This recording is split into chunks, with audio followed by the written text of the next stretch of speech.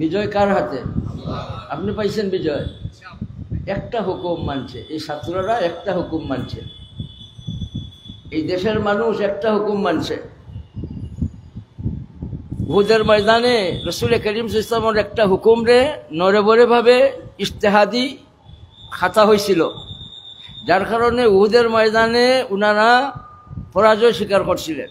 রসুল করিম সাল্লাল্লাহু আলাইহি ওয়াসাল্লামের হুকুমগুলির মাঝে একটা হুকুমে নড়েবড়ে আমল থাকার কারণে।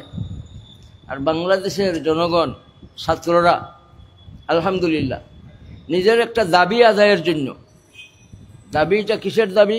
এর জন্য বলা হয় ওরা শহীদ হয়েছে। শহীদ যে হয়েছে দলিল কি? মান কুতিলা দুনা মালিহি ফাহুয়া শাহীদ। এরা কোটা সংস্কার, ওনাদের টাকা হাসিলের জন্য, কোটা পাইবার জন্য, হক আদায়ের জন্য এরা মাঠে নামছে তো এরা মাঠে, কিন্তু ভাই এক করা যায় না। বলেন সবাই এক হয়েছে কার হুকুমে? একটা হুকুম, ওয়াতাসিমু বিহাবলিল্লাহি জামিয়া, ইতিসাম বিহাবলিল্লাহ, ঐক্য। এটা কার চাওয়া? বলেন ঐক্যটা কার চাওয়া? চাইছেন কার কাছে? দানবের কাছে চাইছেন? পশুর কাছে চাইছেন? গরু বাছুরের কাছে চাইছেন? ঐক্য চাইছেন আল্লাহ তাআলা কার কাছে? আমাদের কাছে। কার কাছে? কি চাইছে?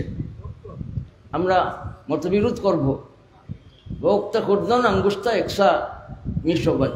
খাওয়ার সময় যেভাবে আঙ্গুলি সবগুলি এক কাজ করে, বক্তা করদান খাওয়ার সময় যেভাবে আঙ্গুলিগুলি এক কাজ করে, ঠিক এইভাবে আমরাও দেশ রক্ষার জন্য, জাতি রক্ষার জন্য, এই সার্বভৌমত্ব রক্ষার জন্য, এই দেশের একটা ইঞ্চিকেও দখল না করার জন্য, ঐক্যবদ্ধভাবে কোরআন হাদিসে রক্ষা করার জন্য, ইসলাম রক্ষা করার জন্য, দেশ রক্ষা করার জন্য, দেশকে রক্ষা করার জন্য, হিন্দুদের রক্ষা করার জন্য, মুসলমানদের রক্ষা করার জন্য, ব্যবসায়ীদের রক্ষা করার জন্য, জনগণকে রক্ষা করার জন্য আমরা ঐক্যবদ্ধভাবে আমরা সজাগ দৃষ্টি মউত পর্যন্ত রাখার জন্য কে কে তৈয়ার আছেন? আল্লাহু আকবার বলি।